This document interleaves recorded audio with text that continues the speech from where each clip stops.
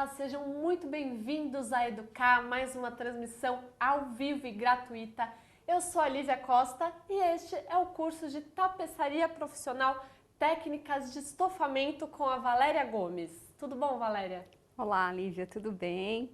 É um prazer estar aqui na Educar, apresentando esse curso de tapeçaria, que foi um curso especialmente pensado para o mercado de autônomos também.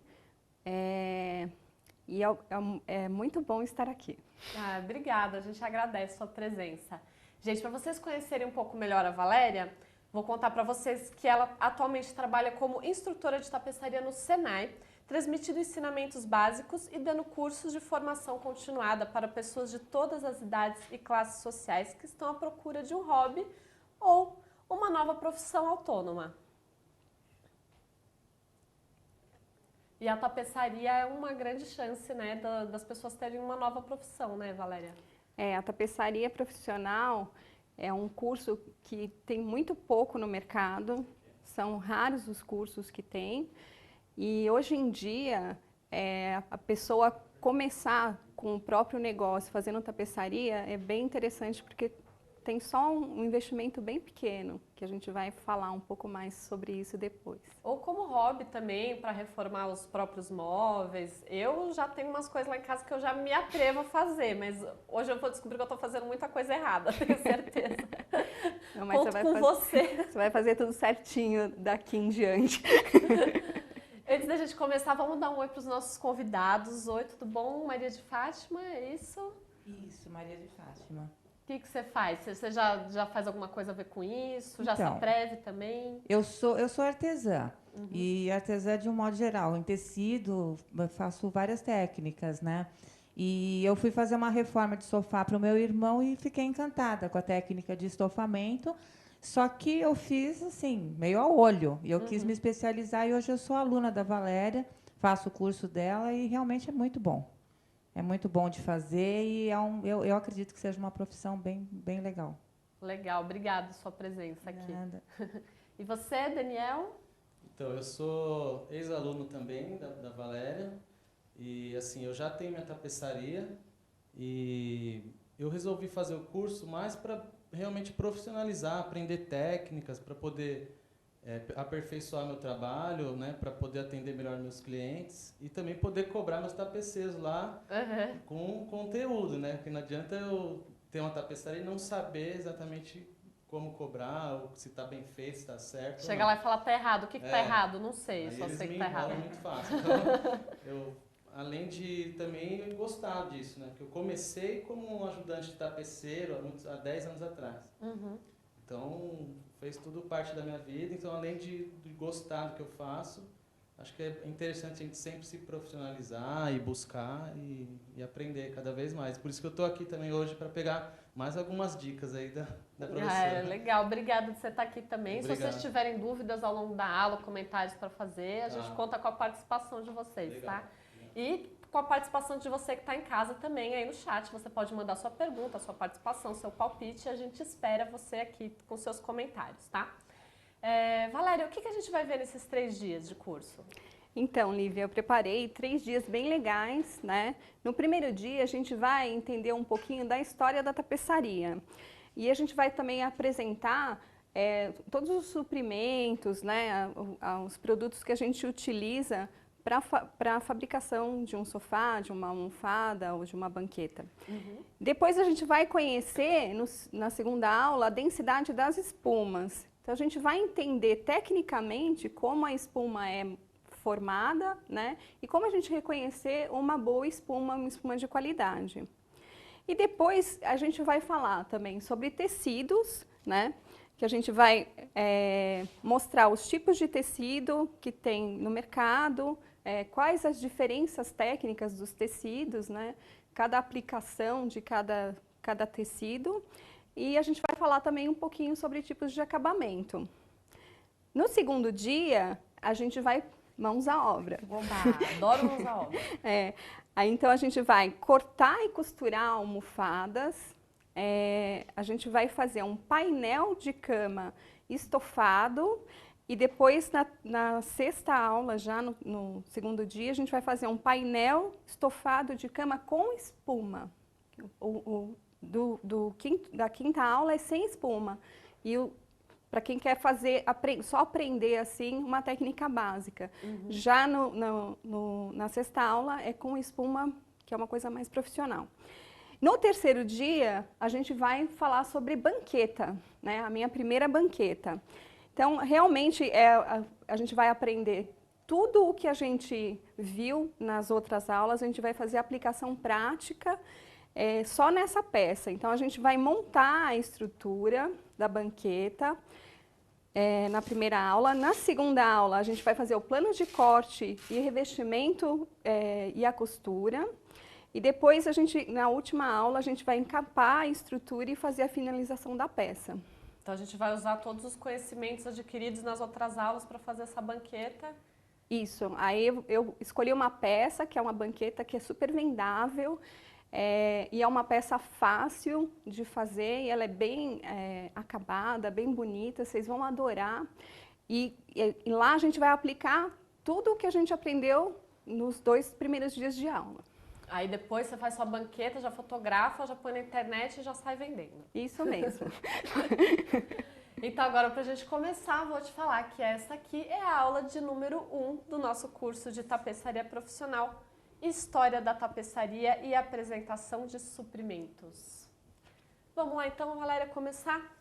Vamos lá, É com Lígia. você. Então, quando a gente fala de tapeçaria, nos remete a uma coisa muito antiga, né? A tapeçaria hoje em dia, os sofás que você tem na sua casa, as cadeiras e tudo mais, hoje pra gente é uma coisa muito normal, muito comum. Mas lá no começo da nossa história, as cadeiras eram exclusivas para reis e faraós, né? Então a gente tem aqui um slide. Essa cadeira aí é uma cadeira Luís XV. Nessa época do Luís XV, só o rei podia sentar nessa cadeira. Só era permitido a nobreza utilizar esse tipo de tapeçaria de estofado. A gente não, a plebe, né, o resto do povo, não tinha acesso. Eles sentavam no chão, onde desce, né? Normalmente as casas eram cozinha, e era a cozinha, depois tinha um quartinho, mas não tinha sala. Então a gente não tinha onde sentar, se sentava só para comer. Depois dessa época do Luís XV, onde tiveram as grandes navegações, eles foram até a Ásia, e lá nos sultões, mas eles tinham uns tapetes lindos, assim, com enchimentos fofinhos. E aí os artesãos franceses, que foram fazer parte das grandes navegações, acharam super bonito, levaram para a França e falaram, bom, a gente tem que arrumar uma aplicação prática para isso. Então, vamos colocar uma madeira aqui também? E aí que começou esse processo de tapeçaria. Então, uma técnica super antiga. Bem antiga. A gente acha que a tapeçaria, hoje em dia, ela é feita exatamente da mesma forma com que era feito naquela época. Não existe uma maneira tecnológica, não existe uma máquina que faz um sofá, né?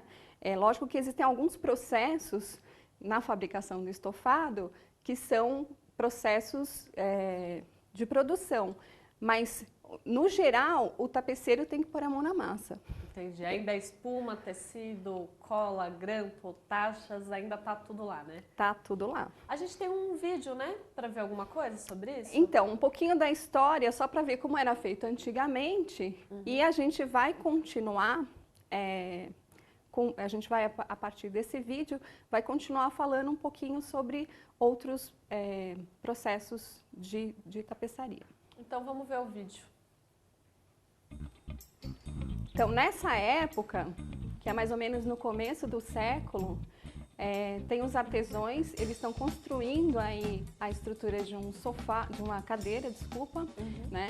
E eles estão fazendo a parte da madeira, a montagem da madeira. Até hoje é feito desse processo, não é diferente disso. Aí tem o artesão já começando a fazer a tapeçaria e aí já a tapeçaria com o acabamento, né? Então essa daí é uma luz 15, não, essa é uma luz 14, essa é uma luz 15, né? Tem a luz 16. Então, essas cadeiras, né? Na verdade, elas eram tronos, né?